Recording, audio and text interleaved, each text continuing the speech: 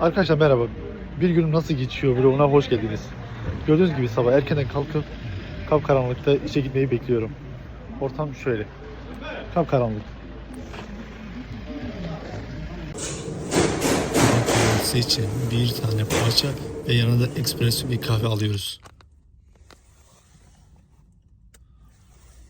Evet, şimdi de işimize başlıyoruz.